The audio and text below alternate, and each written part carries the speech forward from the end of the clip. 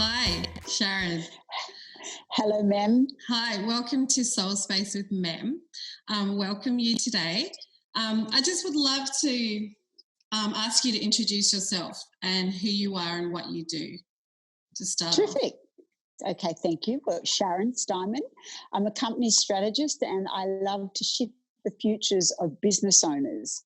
So, what that means is working with business owners to help them, re-strategize, refocus, get their business operating in a way that is more satisfying to them. Sometimes in business, we have those moments after being in business for years that things aren't maybe always going as you would like. So that's where I can come in and just have a look what's going on and then rejig anything that might not be. So it's much more than the business as well, Mem. It's actually work with the person and finding out what's happening in their world as well. Because that's, I like to think that the business is only really as good as the business owner is.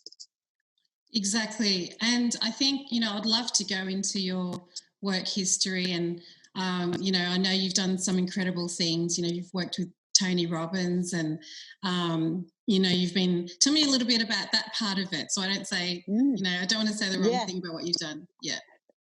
Well, it's funny you should just bring him up. We just had a Zoom call today, a 4-hour Zoom call with Tony and Sage and the Robbins senior leaders and their trainers all today, all around this COVID situation and acknowledging that some people may be in suffering, as you just mentioned before, prior to this call. And so helping us have strategies that we can support others through suffering as well. So the Tony Robbins world is pretty unique. I've been involved with it for almost 10 years and have learned a lot of strategies through his learnings and his modelling. I am a senior leader in that world, so I get to do all those events. Working in that vibe, I suppose, want for the better word, because I know when I first got introduced to it, it was mind-blowing and my world, my life changed dramatically. So it encouraged me to learn more about strategies, processes, learn more about myself.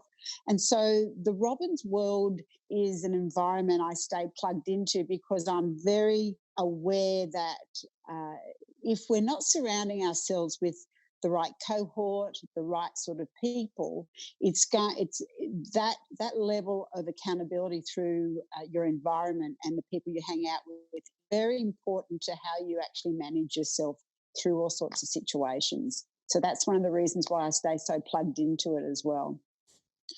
Yeah, and I think, it's a great lead from going, from us talking about Tony Robbins into what I want to talk about today, because, it's all for me. The reason why I wanted to talk to you today was, we talk about business, like you said, if we're personally not going well, then how is our business supposed to go well?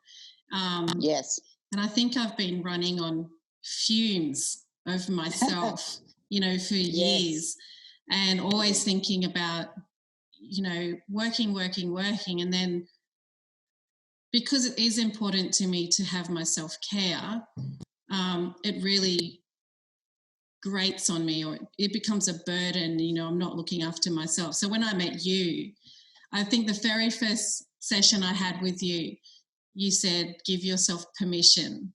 And I thought, like it actually took someone to say to me, give yourself permission to allow myself. And I started walking then, and that was, I remember it was a huge turning point of my work, and all of my work changed for the better just from that small step. So, Fantastic. and I can imagine now what this whole isolation is doing for people on so many different levels. What can you suggest that people do to try and cope with them, not only themselves, but in business as well? It's such a huge topic, yes. But yeah. Yes, it is. You're absolutely right. And, mental health gets such a a big space in the conversation world of, it's important to look after our mental health, but I also see emotional health as being equally as important. Like our mindset's one thing, but how we're feeling, and they kind of support each other in that, charted waters of feeling fulfilled and feeling filled up. How are we loving ourselves? What is our self-care? What's our self-love? Who are the people that we hang around with? Are they lifting us up, dragging us down? So it is a big conversation. You've really got to pare it back, pull back those layers and go, well, let's look at it. The KISS simple, keep it simple, stupid. We kind of can make things too big. So a lot of the things that I like to, bring it back down to basics is, what are you doing for yourself firstly? Like, I know once we get into overwhelm, we can't think straight. So it's really important to be able to just slow ourselves down. And that can be through mindfulness techniques, meditation, even a simple breathing of 3 in and out breaths in, just in a moment, standing still and doing that can calm our thoughts down and our feelings.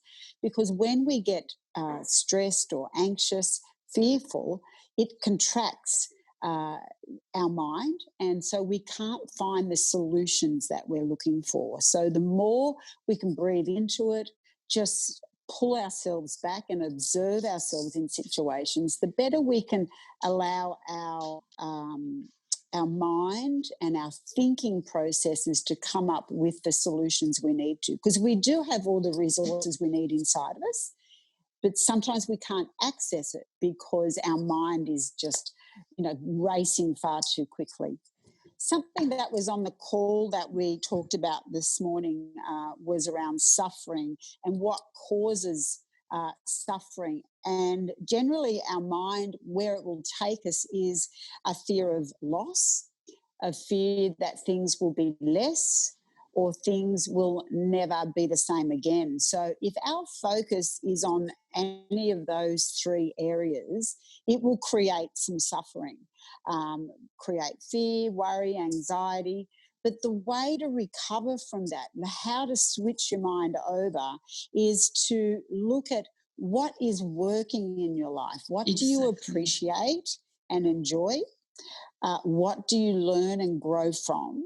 And what can you be grateful for? And what do you love in your life? So you're talking about a walk, your self-care and your walking, and how that sort of actually had a big impact, not just on you, but in all areas of your world.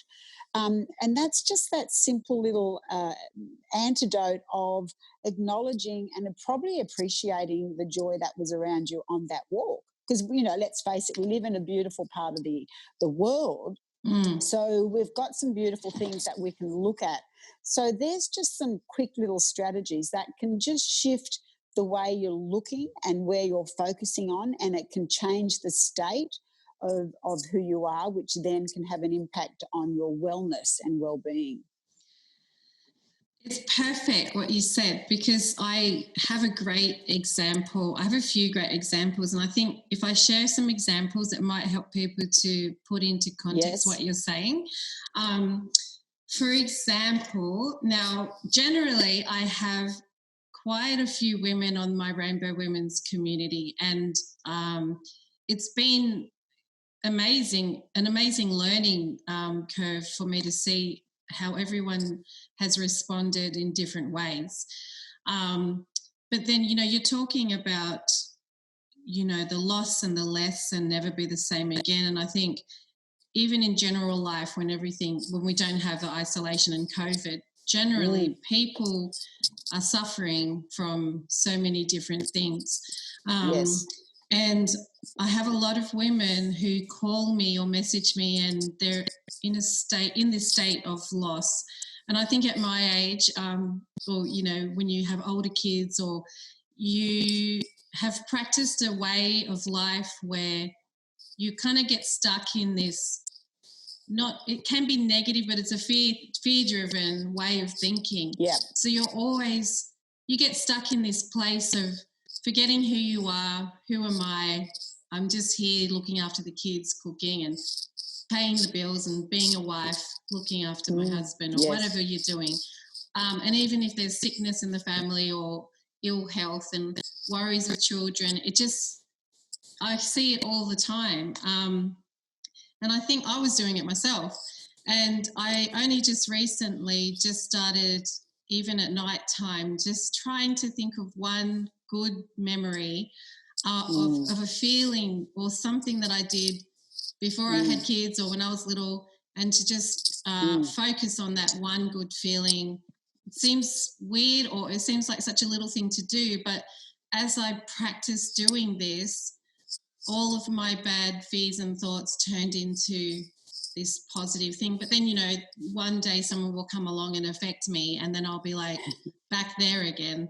But I think the more I practiced it, the more I practiced it, the more I realized I had this happy place in myself that I could go to. Yes. But and let's face it, ma'am. Yeah. It's a given that someone's going to come along and stuff it up, aren't they? One way or another. It's kind of the one of the many givens in life that you can hold this state for so long, but something will happen. It doesn't have to be a person. It can be just a circumstance. It's like COVID. It just happened. No one sort of, was responsible as such. It just appeared in our world. But the key thing is, like what you're pointing out, is that we have strategies that if the more we do it, we can get pulled out of those suffering times. And I think that's the key thing. It's not that you'll avoid suffering in one's life. It's that the longer, the minimal a time that we spend in suffering, the better. Because it's always going to be there. Yes, in one way or another. So are you saying it's a choice? It's a choice to stay there. Yeah, it's a choice to stay there or not.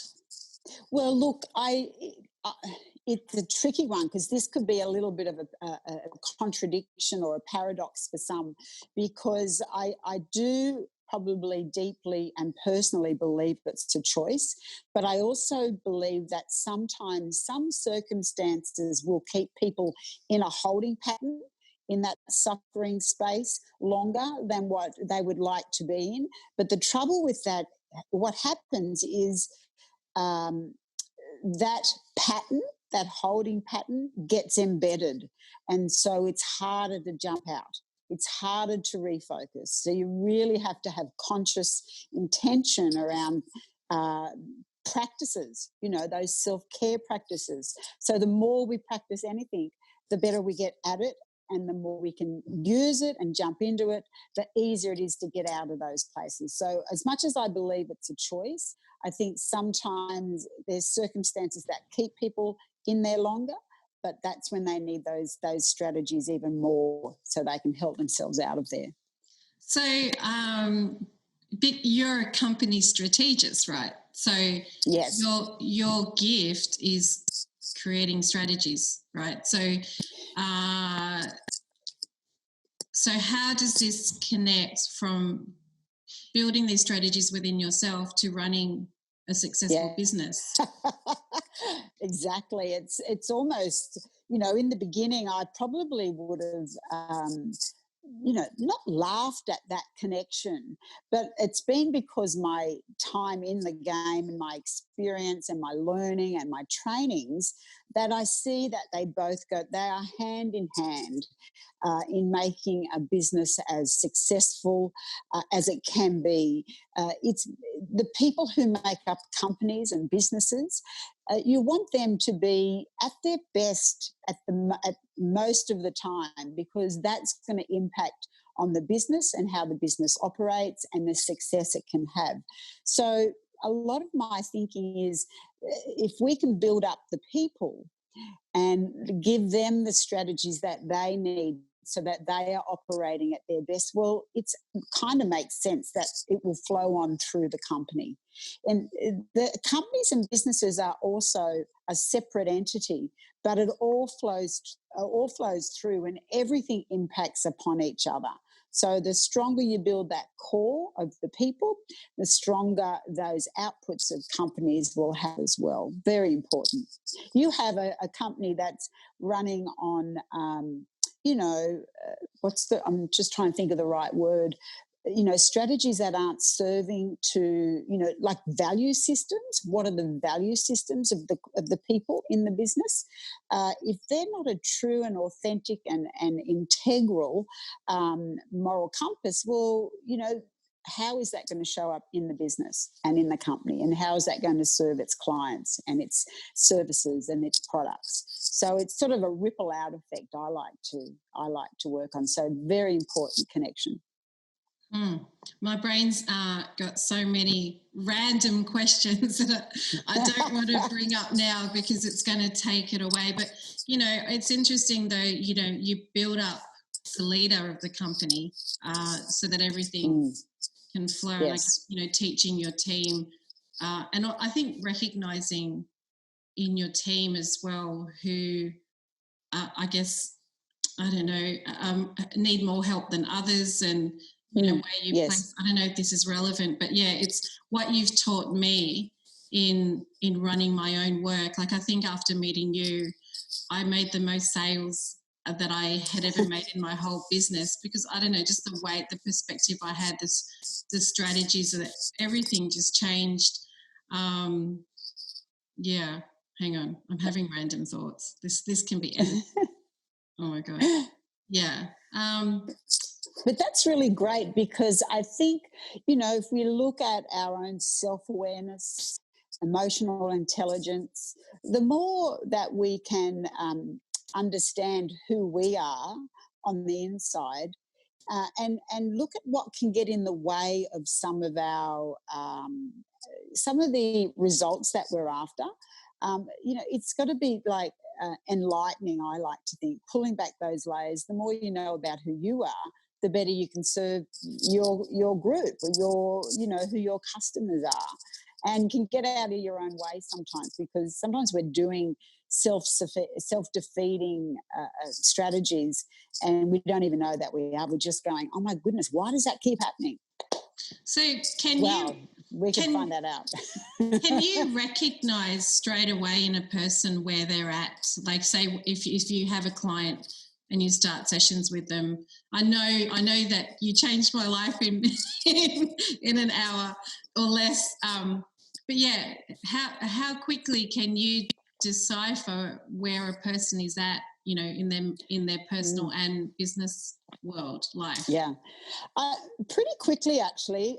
A lot of the time, even though I'm saying it's from the inside out, I work from the outside in. So I see what's not working in the business, and that's kind of got like signposts that lead me back in. So that helps me to ask specific types of questions, and which leads me back into what's going on the inside. So if there's if you have an example, I was looking at, because I have a list as well where I like to gauge from. I have a bunch of diagnostic questions, and that also helps me to find out where the business owner or the team. Sorry, I'm laughing. I remember Dr. Sharon.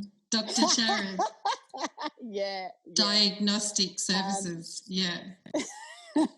So, like it could be that if you don't have even a vision for your company, so where do you see yourself in your life? So what if I can trace that back to, like, what are you seeing for yourself? What do you want to see show up? Because if you can't define that for yourself, how are you going to define it for your company, for your business? And it's being specific is good, but it's not always necessary. Just being able to know where you want to get to. And I know sometimes we think we do, but if you really sort of were to drill down in that, a lot of people don't know what they want to get out of their business. So there's a few areas to it, but yes, it doesn't take me long to work out what's going on. So what can we do during this isolation time to try and look at those things, or even look at introspective? Like, what can we do to look at how we can just decipher what is going on within us that will help us, and what we need, even if it's just making a list of what we need to work on, so that when the time comes, we've done all this work in this quiet time. You know, how can what can we look at there? Well, it's a great question, ma'am. And I think a good starting point is I have a tool, and it's like an emotional barometer. And it's a combination of a few things that I've learnt over time. But even if you looked at your emotional gauge throughout the day, how do I feel when I wake up? How do I feel when if I'm about to start work? How do I feel at morning tea? And because we have this range of emotions, and just your emotions will give you an indicator of what you're thinking. So say you wake up and you go, oh my goodness, it's I don't feel that excited or that motivated today. So what preceded the feeling is usually a thought. So maybe it wasn't the most empowering thought you had when you first woke. Like, when we wake up and when we go to sleep, they're some of our most powerful times. So to give ourselves an empowering command in those moments, it's our most susceptible. So, and I'm happy to share with your listeners this tool. It's a PDF I can email to you. You can send it out, and they can just track throughout the day when their highs and lows might be showing up, because that will be an indicator, either in a higher and low, what's working and what's not. And ideally, if it's in a phase where you're not feeling that great, you can work out, well, what do I have to do that's going to help me to feel better quicker again? I'm sorry, I'm laughing. I saw this. I saw this thing the other day. I saw this thing on Facebook the other day. I'm actually just going to look it up. It's very relevant.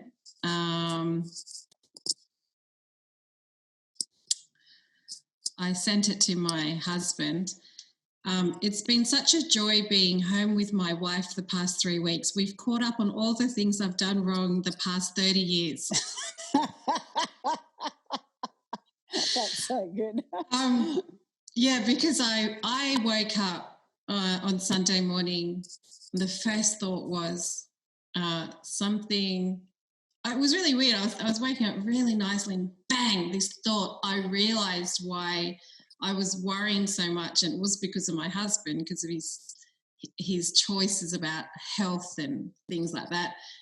And then that just set me the whole day of nagging him about his health, like that one thought. So when you were saying you wake up in the morning and that one thought is so powerful, yes, and sometimes you just can't help what you're going to think when you wake up. Yeah, it just comes to you for no reason. Yes, but where the point of change happens, ma'am, is when you catch it and go, there it is, and now you can change it.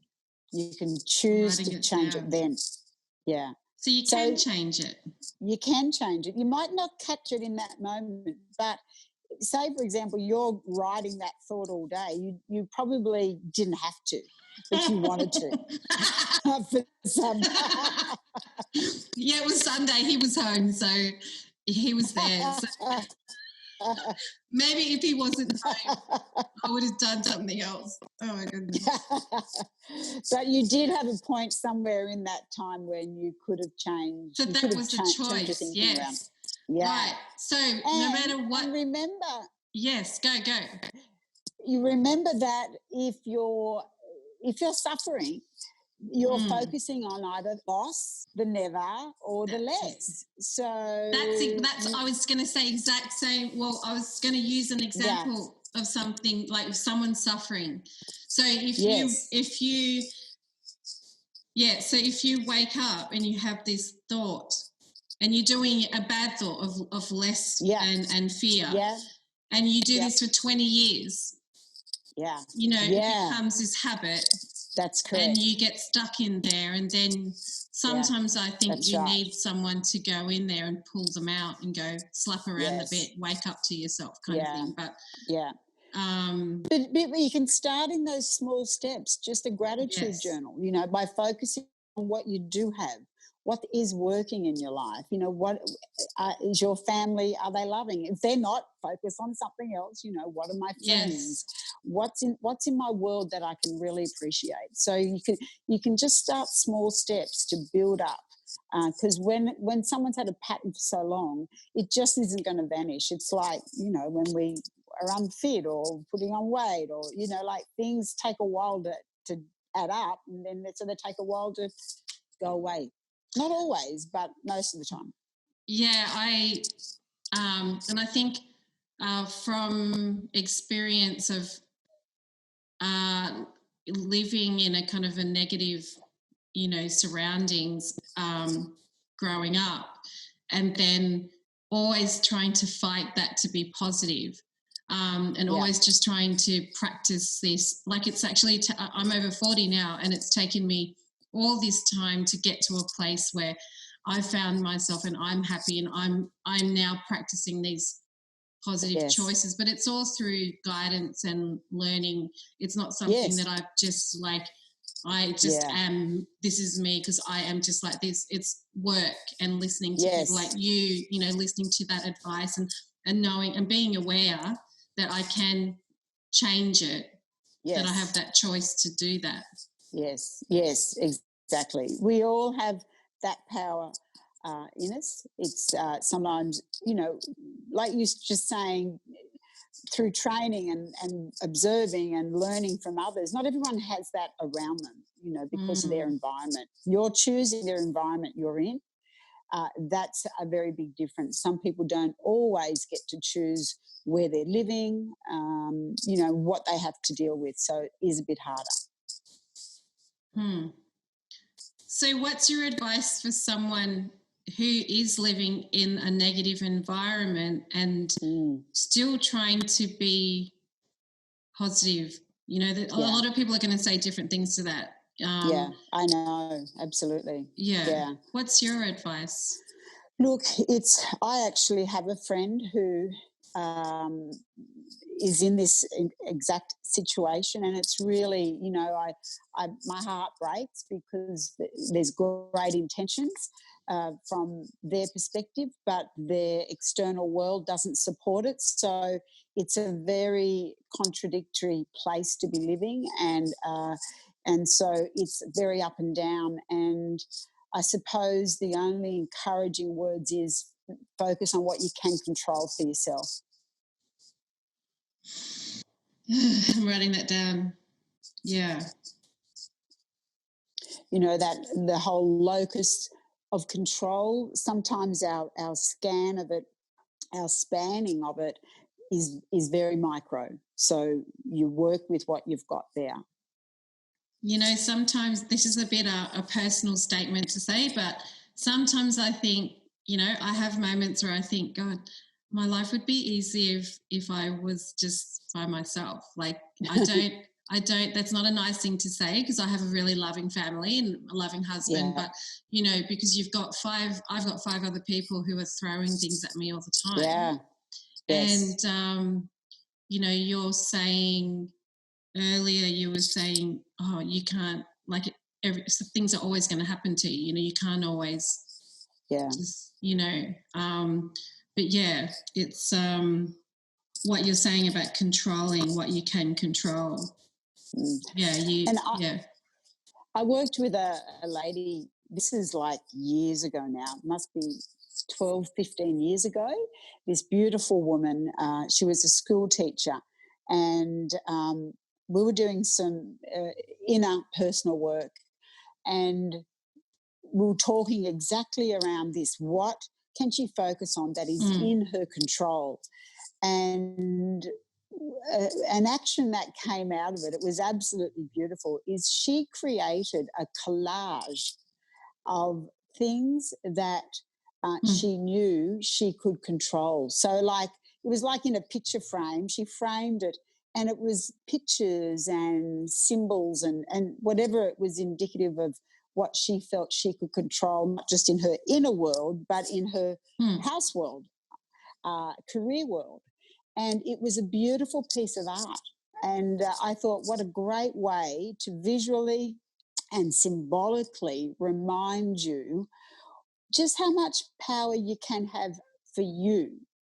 It doesn't mean you run the whole world or you run those 5 people's lives. It means this is indicative of what I can control, and this is what is my world and what's important. So you're basically saying, yeah, it's possible to live in that negative or I don't know, that environment that's not healthy for you, and still be powerful and still live and continue.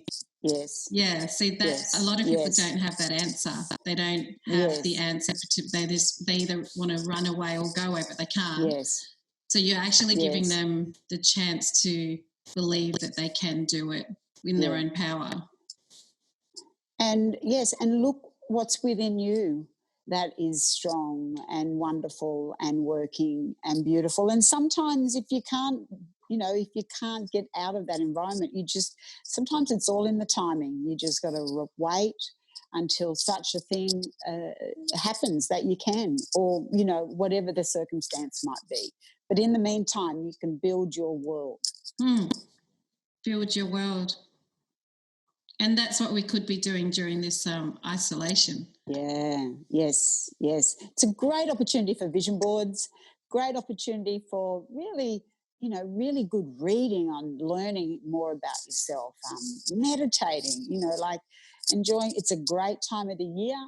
The weather is stunning. Yes. Sit in the sunshine, even if it's just in your backyard, and soak up those vitamin D rays, because that'll power you up. The sun will power you up. I'm trying to reignite my belly in the sun.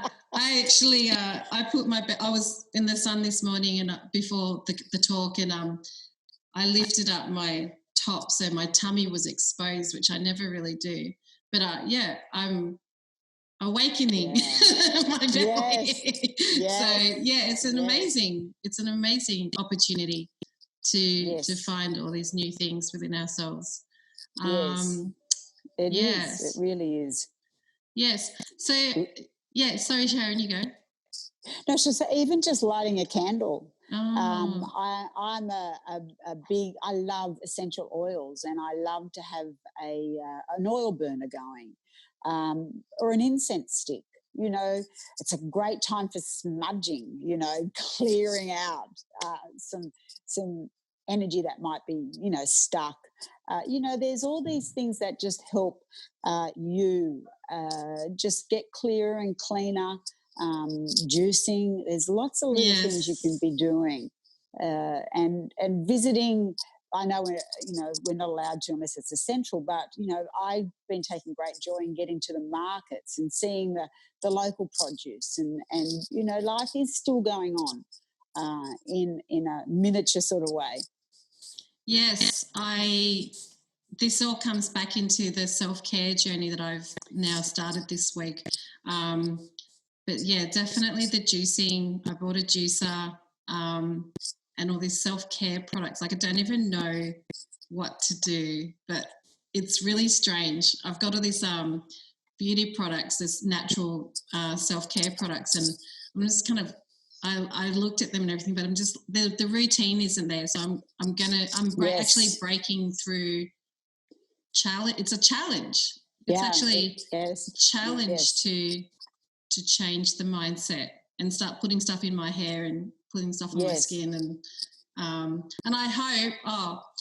The last thing I'll talk about is what if we do this? If we develop this amazing new routine, how do we know we're not going to go back to normal when things go back to normal? Exactly. I know. Well, and that's a great statement, because we can make a commitment, but are we willing to follow through? And I suppose the key thing is to look at, what is it making me feel better about who I am? Do I love what I'm doing? And if so, how can I put that into my schedule even if it's not the full schedule that you're doing right now, but what can you carry through that is really going to just remember this time you've had finding out more about all the joyous bits of you. Like look for something, even if it's one thing, three things to take with you that you keep and you're committed to keeping. I was at the river park yesterday. That's my new ritual, just taking the dog for a walk. And I was like, I need to take a photo for my self-care. I need to take a photo. Oh, I can't do this because of my self-care, and I'm going to do this because of my self-care. And it was just like my husband was like, oh my God, she's stressing about her self-care plan. It's just like defeating the purpose. And I'm like, going, exactly. he was sitting there and I said, I've got to go and buy some cream because I've got this new plan with our dinner and I'm making chocolate mousse for the kids and this is my new thing. And he got up to go and I'm like, no, but we have to sit here for my self-care plan. We have to sit here. And he's like getting up and then he's getting down. I said, why are you getting up for? I want to stay here for my self-care plan, but I've got to go do this. And he was just like, So he was just like up and down. But no, I'm trying to get balance with it all. But I'm determined to make this work. Yeah, that's great. And it's something how you opened with this around getting that permission, having permission to stuff it up, because that pattern of wanting to get it right is ingrained as well. And so flow is another nice word I like to use. And sometimes, we're caught up in that energy of making it all happen, which is fine. But sometimes it's good just to let that go and just let it happen, whatever that might be. And same for business. Yes, indeed. So I love this. You go, Sharon. Well, I was just going to say I worked with a gentleman this year who one of the reasons that he wanted to get together, he said, was because his business is doing really well, even through this time, which is sensational. Mm-hmm. But he said, I don't actually want to grow it anymore, but what if I get bored by not growing it? So it wasn't necessarily about business growth. It doesn't have to be about growing your business to another level. It's like, how do I be in the in this position in my business and still enjoy it and still get, filled up from it? So business is a vehicle to give you the opportunity to create a life that you see it giving to you. But that dream's based on who you are and what you want. It's not, you don't have to go and create empires to get the joy from it, but it's just making sure there is joy in it and it's serving in all sorts of ways, not just the customers, but in your lifestyle and how you live. And I love that. And I think if you would like to come back and talk to me another time, I would love to talk to you about the money side of that. Wow. I would love, because story. I remember the first time. Okay, I'm going to finish the talk up soon, but I remember the first time when we started. Your diagnostic gift of finding what was wrong, you drew it all to my fear of money, and I didn't want to talk about that. I remember. Yeah, I was like, And I remember even before starting the sessions with you, I was scared because I knew that you were going to get to the core of my stuff. But, we worked through that and it took a long time. But, then I made the highest sales I've made 1 month later. So, it's good to challenge and to get through to create these opportunities. But, so much with you, Sharon, so much to learn from you.